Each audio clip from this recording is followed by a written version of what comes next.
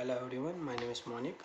તો ફરી એકવાર લેક્ચરમાં આપણે પ્રકરણ 5ની હવે ખાલી જગ્યા જોઈશું. અને 1 થી 8 સુધીની ખાલી જગ્યા આપણે જોઈ લઈશું. ચલો સ્ટાર્ટ કરીએ. ચલો તો આપણે પ્રકરણ નંબર 5 બરાબર, પ્રશ્ન 1 માં એસાઇનમેન્ટ 2025નું. તો આપણે હવે સ્ટાર્ટ કરીશું. તો શું કીધું એ પહેલી ખાલી જગ્યા કે જેનો એકમનો અંક 2 હોય બરાબર, તે સંખ્યાના વર્ગનો એકમનો અંક ખાલી જગ્યા હોય. ધારો કે આ એકમનો અંક 2 બરાબર. એકમનો અંક એટલે શું? આને એકમનો અંક કહેવાય, આને એકમનો અંક કહેવાય બરાબર. ધારો કે 22નો વર્ગ કરો તો કેટલા આવે? 484 આવે. તો વર્ગ કર્યા પછી આના એકમના અંકમાં શું આવ્યું? 4 આવ્યું. ચલો એવી રીતના આ 12નો એકમનો અંક શું છે? 2. તો એનો વર્ગ કર્યા પછી શું મળ્યું? 144. તો એના એકમના અંકમાં શું મળ્યું? 4. તો 2નો વર્ગ કરો તોય શું થાય? આ એકમનો અંક 1 જ છે એટલે શું આવશે? 4. તો જ્યારે બી કોઈ બી સંખ્યા હોય એના એકમના અંકમાં 2 હોય એનો વર્ગ કરશો બરાબર, તો એના વર્ગ કર્યા પછી આ જે મળતી સંખ્યા એના એકમના અંકમાં શું હશે? 4 જ હશે, જે આપણને પૂછ્યું હતું. તો પહેલાંનો જવાબ એ આવશે. ચલો બીજી ખાલી જગ્યા, 8ને નાનામાં નાની સંખ્યા ખાલી જગ્યા વડે ગુણતા ગુણાકાર પૂર્ણ વર્ગ થાય બરાબર. ધારો કે 8 બરાબર એ પૂર્ણ વર્ગ નથી. કેમ નથી? તો પહેલાં અવિભાજ્ય અવયવીકરણ કરીએ. તો 8 તો શું થાય? 2 ચોક 8 થશે, 2 દુ 4 થશે અને 2 એકા 2. તો 8ના અવયવ કયા પડ્યા? 2 ગુણ્યા 2 ગુણ્યા 2 બરાબર. તો આ 8 પૂર્ણ વર્ગ કેમ ના કહેવાય? ધારો કે આ 2 જોડીમાં બરાબર, આ 2 જોડે કોઈ જોડીમાં નથી. તો એને 2 જોડીમાં લાવવા માટે આપણે 2 વડે બંને સાઈડ ગુણવું પડશે બરાબર. બંને સાઈડ 2 વડે ગુણો તો બરાબર. હવે આ જોડીમાં થઈ ગયું બરાબર. તો 2 દુ કેટલા થાય? 4 બરાબર. એટલે 2નો વર્ગ કરી શકો તમે અહીંયા. 2 દુ 4 એટલે 2નો વર્ગ બરાબર. તો હવે આ 8 દુ કેટલા થાય? 16. તો આ 16 એ પૂર્ણ વર્ગ કહેવાય બરાબર. તો આ પૂર્ણ વર્ગ સંખ્યા મળી કોના લીધે મળી? બંને સાઈડ કેટલા વડે ગુણ્યા? આપણે 2 વડે ગુણ્યા. બંને સાઈડ 2 વડે ગુણ્યા, જે જ કીધું છે 8ને કે નાનામાં નાની સંખ્યા ખાલી જગ્યા વડે ગુણતા ગુણાકાર પૂર્ણ વર્ગ થાય. તો આ 16 એ પૂર્ણ વર્ગ થઈ. બંને સાઈડ શું ગુણ્યું? 2 2 ગુણ્યા, ત્યારે શું બની? એ પૂર્ણ વર્ગ. તો જવાબ શું આવશે? 2. ચલો આપણે ત્રીજી જોઈએ. 1 3 5 7 9 બરાબર ખાલી જગ્યાનો વર્ગ. આ બધી સંખ્યા જો એકી. તો જ્યારે એકી સંખ્યા સરવાળામાં આવી રીતના હોય ને તો એને શું કરવાનું? ગણવાના. 1 2 3 4 અને 5. 5 તો 5નો વર્ગ થાય. કોનો થાય? 5નો વર્ગ. 5નો વર્ગ એટલે કેટલો થાય? 25. અને આ બધાનો સરવાળો કરો તો આ કેટલો મળશે? 25 મળશે. ચલો એક બીજું એક્ઝામ્પલ લઉં. ધારો કે આ બધી એકી સંખ્યા બરાબર, આ એકી સંખ્યા હોય તો જ થાય, બાકી થાય નહીં બરાબર. તો શું અહીંયા 1 3 5 7 9 11 ને 13 બધી એકી સંખ્યા એમ. તો ચલો કાઉન્ટ કરો. 1 2 3 4 5 6 7. તો શું આવશે? 7નો વર્ગ. શું થાય? 49. તો આપણને આનું પૂછ્યું હતું તો શું આવશે જવાબ? 1 2 3 4 અને 5 કોનો વર્ગ થાય? 5નો વર્ગ. તો શું આવશે? 5નો વર્ગ. આ બધી સંખ્યા ગણી લેવાની, એનો જ વર્ગ થશે બરાબર. અને આનો સરવાળો કેટલો થાય? 25 થાય. અને 5નો વર્ગ કેટલો થાય? 25 જ થાય બરાબર. ચલો આપણે શું કીધું? 60 + 61 બરાબર ખાલી જગ્યાનો વર્ગ. હવે આમાં એવું નહીં ગણવાનું 1 + 1 અને 2 તો 2નો વર્ગ નહીં થાય, કારણ કે આ એકી સંખ્યા નહીં. પહેલાંમાં એકી સંખ્યા હતી ને એટલા માટે થતું હતું. આમાં એકી સંખ્યા નથી એટલે એવી રીતના નહીં કરવાનું. તો 60 + 61 એટલે કેટલા થાય? 121 થાય. 121 કોનો વર્ગ થાય? 11નો વર્ગ થાય. તો જવાબ શું આવશે? 11નો વર્ગ. 85ના વર્ગનો એકમનો અંક ખાલી જગ્યા થાય. ચલો 85નો વર્ગ કરો તમે તો 85નો વર્ગ આવે 72 25 આવે બરાબર. તો એનો એકમનો અંક કેટલો આવ્યો? 5 આવ્યો. તો જવાબ શું આવશે? 5. એટલે જ્યારે બી એકમના અંકમાં 5 આવશે ને બરાબર, ત્યારે એનો વર્ગ કર્યા પછી જવાબ કેટલો મળશે? એના એકમના અંકમાં 5 જ મળશે. જેમ કે 15 તો આના એકમના અંકમાં કેટલા આવે? 5 બરાબર. આનો વર્ગ કર્યો કેટલો મળ્યો? 225 મળ્યો. તો 225 મળ્યો ને એનો એકમનો અંક શું આવ્યો? 5 જ આવ્યો. જેમ કે 25 બરાબર, 25નો વર્ગ થાય 625. તો આના એકમના અંકમાં 5 તો એનો વર્ગ કર્યો તો 625 મળ્યો. એના એકમના અંકમાં કેટલો આવ્યો? 5 જ છે બરાબર. એવી રીતના 5નો વર્ગ તો શું થાય? 25. તો આના એકમના અંકમાં 5 જ આવે. એટલે જ્યારે બી કોઈ બી હોય 15 65 ગમે તે હોય, આ બધાનો વર્ગ કરશો ને તો આનો જે બી જવાબ મળે એના એકમના અંકમાં તો 5 જ હશે બરાબર.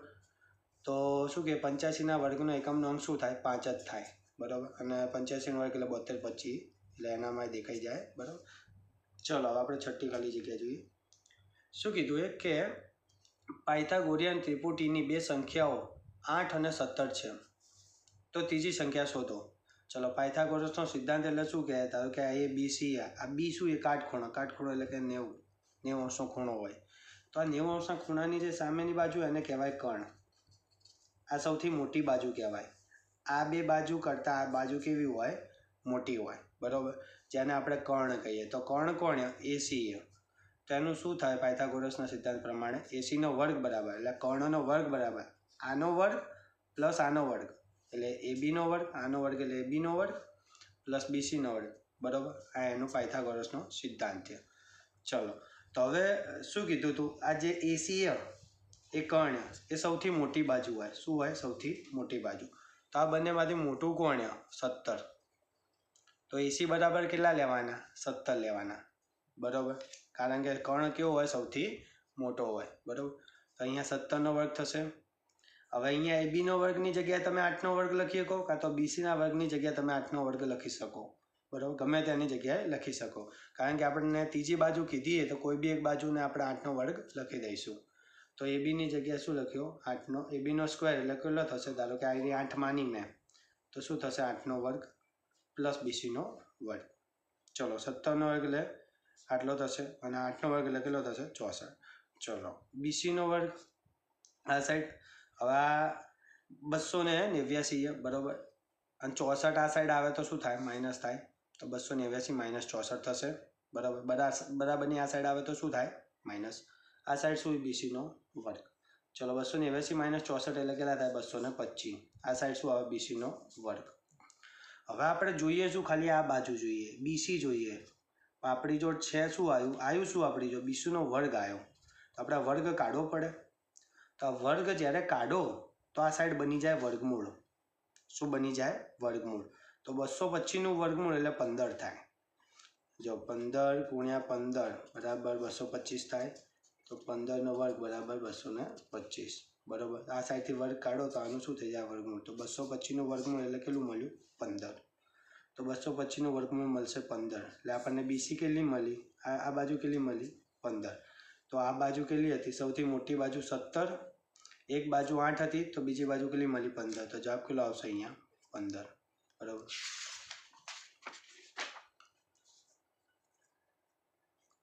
ચલો 50 અને 70ની વચ્ચે પૂર્ણ વર્ગ સંખ્યા ખાલી જગ્યા છે.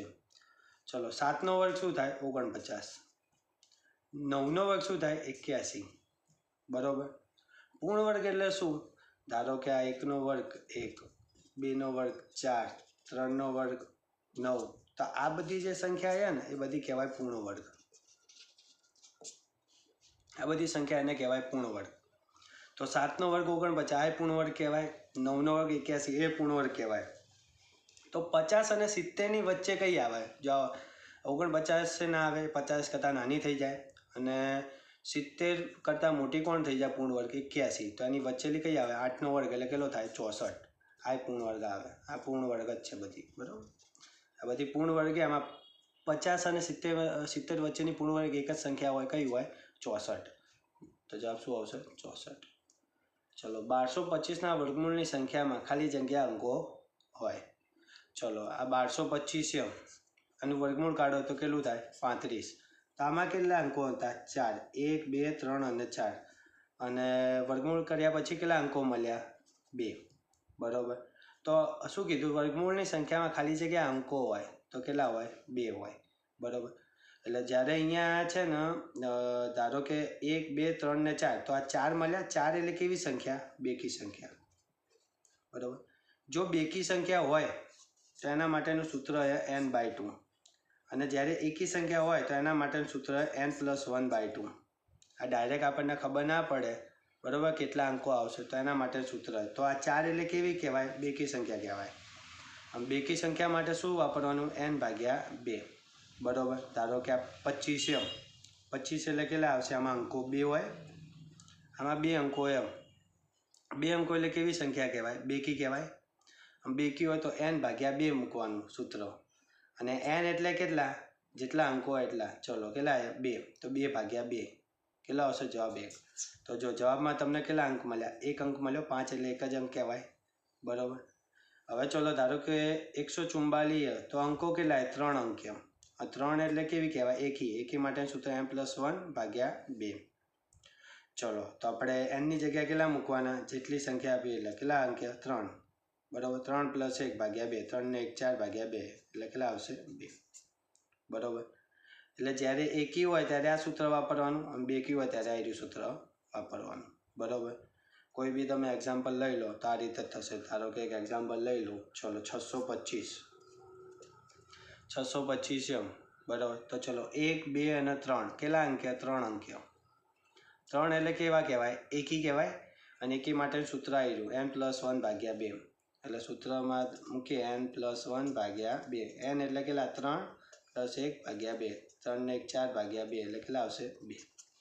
તો આનો જો આના બે શું આવ્યા 2 અંકો આવશે. આનો જવાબ કરો 625 નું વર્ગમૂળ એટલે 25 તો આમાં જો કેટલા અંક આવ્યા 1 અને 2 2 અંક આવશે બરાબર. તો જ્યારે આ 4 માટે આપણે જોઈ લીધું 35 એટલે 2 અંક આવશે. ઓકે તો આ તો આપણને ખબર હતી 35. બાકી ના ખબર હોય તો આપણે આવી રીતના ખાલી અંક જ પૂછ્યા હોય તો આ સૂત્રથી ગણી લેવાનું. એકી માટેનું આવ્યું ને બેકી માટેનું આવ્યું.